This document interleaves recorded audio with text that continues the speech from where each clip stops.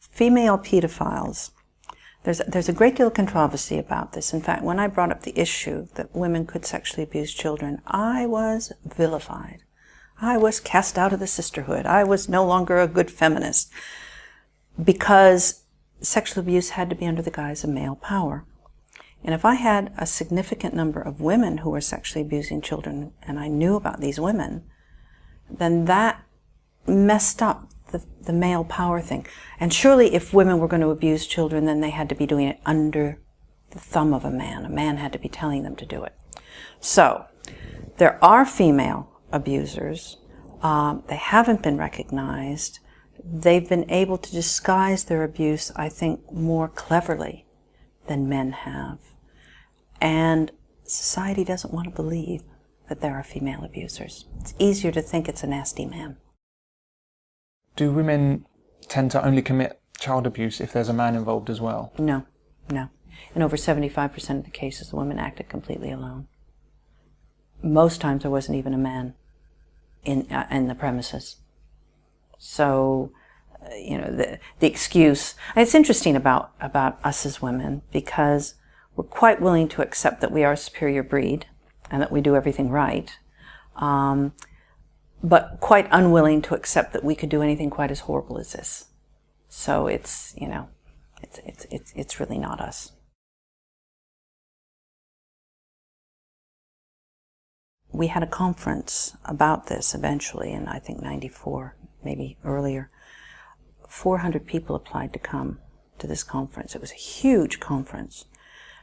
But 30 people, between 20 and 30 people came, dotted themselves in the audience, and tried to disrupt it. They were yelling that, you know, this, why was I paying attention to women? It wasn't women. I was taking the attention away from men. The irony was we'd given them all free places. That was a mistake. But one of the women who was going to talk about her own abuse, who was now helping others, then couldn't face the audience. So you had this uproar. You had people in the audience turning on these women who were standing up saying, sit down, we want to hear about this. And you had them shouting, and it was absolutely strange. And very sad, because it was like, don't tell me this information, even if it's true, because I don't want to hear it. And if those women who came along to our conference had had anything to do about it, nobody else would have ever talked about it. It would have just gone away. Who were these people that were disruptive? The people who were disruptive were people who were survivors of male abuse, very, very strong feminists. I've always considered myself a feminist, but boy, they've got me beat all hollow. They are feminists on the extreme, i.e., let's just do away with men and have sperm banks. It was that sort of thing. Many of them, you could not actually tell what gender they were, although I knew that they were women because they had disguised their own gender. And they were very angry, very angry. One argument against even the idea of female pedophiles is that women don't have penises, and so can't really do anything too serious. Women tend to use objects, broom handles, bottles. One woman said that she was sexually abused by rose stems with the thorns still on, being stuck up. Women can be quite cruel using objects, but they're still after their own sexual gratification. So it's kind of, you know, that it's just actually, it's just a physiological thing, the difference. Sexual abuse by women has the same foundation as that committed by men. They've generally experienced childhood abuse themselves. Women are not immune from turning into abusers, as we like to think. By pretending that female pedophiles don't exist, we have little protection from them. The link between those that have been abused and then go on to abuse, is that the same whether the victims are male or female? It does seem to be, the women that I know who have sexually abused children do seem to have been abused in their childhood. I talked to one of them who said, oh, I just want to have sex with kids because sex with children is beautiful. It's non-threatening. It's what happened to me when I was a child. So I think that the link of adult female abusers with abuse in their childhood is the same as a link with adult male abusers In other words, most of them have been abused as children in some really dramatic way. I'd written several books about how it was men who sexually abused, and maybe only 5% of abusers ever would be women. And I remember a summer radio time program. You know, in the summer, they're desperate for something to talk about, and everybody's out of town anyway. So this one presenter rang me up and he said, "Come on and talk to me about any cases of female sexual abuse you might have." Well, at that point, I only had maybe 10 or 11 or 12, I can't remember. So I went on this program and I talked about women abusing, and it opened up a floodgate. We had tons of telephone calls into the program from adults who thought they were the only ones. And then by the time I got back to my office, we had even more. And it kind of was a snowball effect. It was like when we first started talking about sexual abuse at all, when the adults would say, "I never knew it happened to anybody else. I didn't know that, my dad or my uncle or somebody abused me. I didn't know anybody else did this." Same thing was happening with women. It was men and women ringing, saying, "I was abused by my mother, by my aunt, by a nun, by a teacher, by, all kinds of different people." I was shocked. I don't expect women to sexually abuse. I really, really thought it was a tiny, tiny problem. Yeah, women who sexually abuse children like to have jobs where they're around children, nursing, teaching, daycare, things like that. You really don't think twice. Most parents don't think twice about leaving their children in care of a woman. They do now think twice about leaving their child in care of a man. Again, I think that that's wrong. But there you are. That's what's happening. So they will find jobs where they can get in contact. It's like an alcoholic in a bar. If you can possibly, if you've got an addiction, and this is an addiction, then you will go to some place that you can actually practice your addiction. And any place around kids is a good place. I know there are plenty of women who commit paedophilia, and they get away with it because of the mother expectation, because of the image that they can use of the motherly type. So a woman can go to a schoolyard quite happily and watch the children go by, but if a man does, there's something perverted going on there, and that's how a lot of older female paedophiles get away with it and continue to get away with it, and they will do, because we're letting them. If we think about women and men in that way, then we're making it easier for them to. The vast majority of the people who have contacted me have told me that it was their mother who sexually abused them. Now, I wouldn't like to say that that's what's happening necessarily with child sexual abuse everywhere by women. But the mother can disguise what she's doing, putting cream on the child, bathing the child, holding the child in bed. Society thinks, "Ooh, that's okay, because it's a mommy." Maybe it's a bit suspect because it's a dad, which I think is very sad, but that's how it goes. Women who sexually abuse kids, if you look in the media, have affairs with them. They seduce them. The victims, if they're boys, are always described as older than their age. They look bigger. The woman who ran off, I've forgotten her name, she ran off about 2 years ago to Florida with a 14-year-old boy. She was his teacher, I think. She was 30-something. This was described as an affair. And my comment was, if that had been a 31-year-old man who'd run off with a 13 or 14-year-old girl, would we have described it as an affair? No, I don't think so. We excuse women. We don't want to believe it. And as Germaine Greer said to me on a television program, well, if it is a woman having sex with a young teenage boy, i.e. a 13 or 14-year-old, and he gets an erection, then clearly it's his responsibility. And I'm going, excuse me? This is not logical. So it seems that the boy, if it's a boy, the boy is blamed in any event. If it's a girl, then it's kind of, she must be a lesbian. It must be something like that. It must be a lesbian affair. No correlation between a boy having an erection and wanting sex, just as there's no correlation with a girl having an orgasm and having sex with an abuser. Children's bodies respond to sexual stimuli. Their minds, their development, their beings are not ready for it. What people do forget is that sexual abuse can feel good if it's not violent and nasty.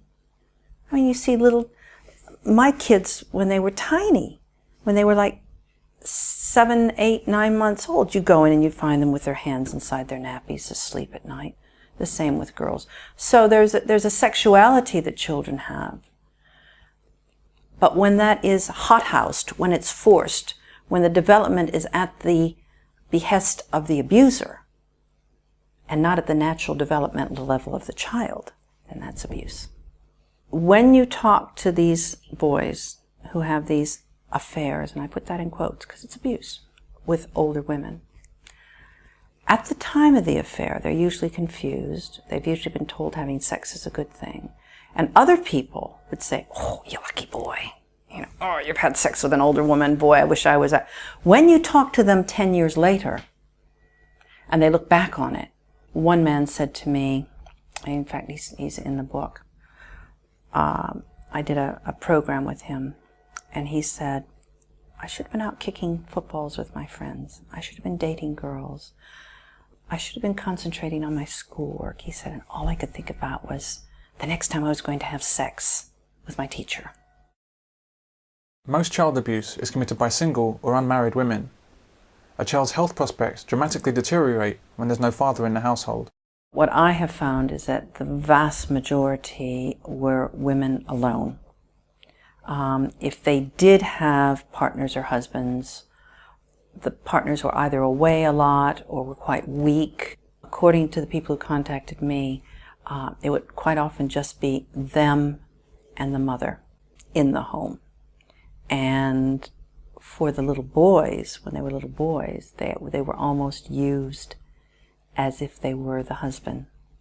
And the little girls were abused as well. So, in families where there is one parent, usually the mother, and a whole series of men coming in and out of the family, there are, lovers and uncles and all sorts of people coming in and out, that in that kind of a chaotic, call it a chaotic family home, that sexual abuse is 40% more likely to happen. Now, that's from a man called David Finkelhor, who's done long-term study on sexual abuse. That doesn't mean necessarily that any of those men coming into the house are the abusers. What it seems to indicate is that the child is not safe and secure and could be open to, being seduced and abused by other people. It doesn't mean that single parent families are bad. It's just that I cannot disguise the fact that the vast majority of this abuse has happened where there has only been, when it's been mother abuse, when there's only been a mother in the home. I think most female sexual abuse goes undetected, and in fact, I think that a lot of people cover up for their mothers. It comes down to perception.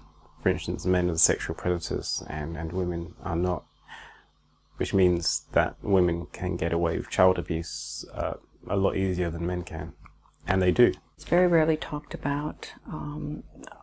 There are only 2 or 3 books even out there about the subject. Women, you don't imagine a woman using her power